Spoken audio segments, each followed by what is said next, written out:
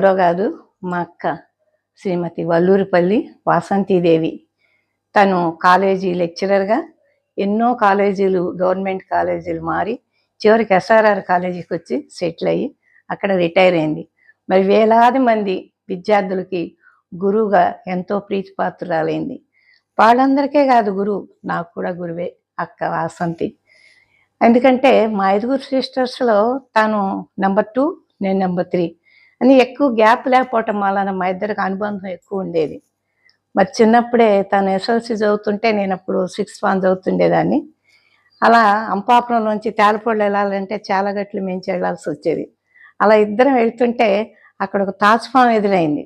వెంటనే ఇద్దరం పరిగెత్తుకుంటూ తేలపొళ్ళు స్కూల్లోకి వెళ్ళటం నాకు గుర్తొస్తుంది ఈరోజు. మరి అట్లా తను కాలేజీకి వెళ్ళిన తర్వాత తను ముందు బీఎస్సీ చదివేసింది కాబట్టి బాటనీ జువాలజీ కూర్చోబెట్టి చెప్పేది నాకు. కాలేజీలో చెప్పినా సరే తనకు అంత ఇష్టం అన్నమాట. ప్రతి లైను ఇంగ్లీష్ నుంచి తెలుగు చేసి చెప్పేది. అసలు ఇంక మళ్ళీ చదవక్కర్లేదన్నమాట, అంత బాగా చెప్పేది.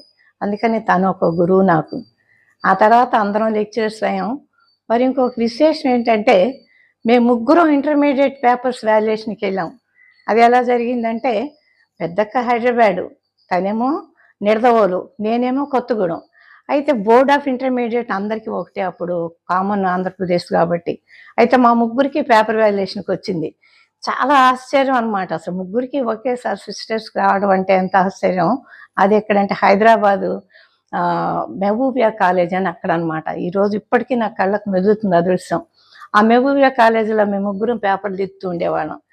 అయితే నాకు చీఫ్ ఎగ్జామినర్గా వచ్చింది, నేను కొంచెం సీనియర్ కాబట్టి. తనేమో నాకు 10 ఎగ్జామినర్స్ని ఇస్తే అందులో మళ్ళీ మా వాసంతకు ఒక ఎగ్జామినర్గా వచ్చింది. అలా 10 రోజులు మేము ఆ పేపర్లు దిద్దాం అక్కడ, ఇంటర్మీడియట్ పేపర్లు. మేము మధ్యలో గ్యాప్ వచ్చినప్పుడు బయటకు వస్తే అక్కడ ఈ లెక్చరర్స్ అందరూ తీన్దేవ్యం వచ్చారనేవారు. అందరికీ ఆశ్చర్యమే, సిస్టర్స్ ముగ్గురు వాల్యుయేషన్కి వచ్చారంట అని చెప్పుకునేవారు.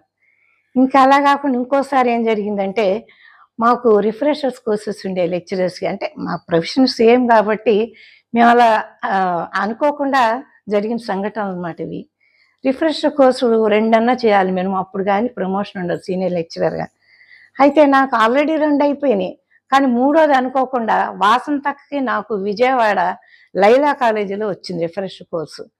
అసలు అయిపోయినాయి 2. అయినా సరే వాసంతకతో నాకు వచ్చింది కాబట్టి మళ్ళీ నేను విజయవాడ వచ్చాను. అంటే విజయవాడలో అమ్మాళ్ళు ఉండేవారుగా, ఇద్దరం అక్కడి నుంచి వెళ్ళి 10 రోజులు లైలా కాలేజీలో మేము రిఫ్రెషర్ కోర్స్ చేసాం. మరి అది ఎంత హ్యాపీనెస్సో. ఎప్పుడు కూడా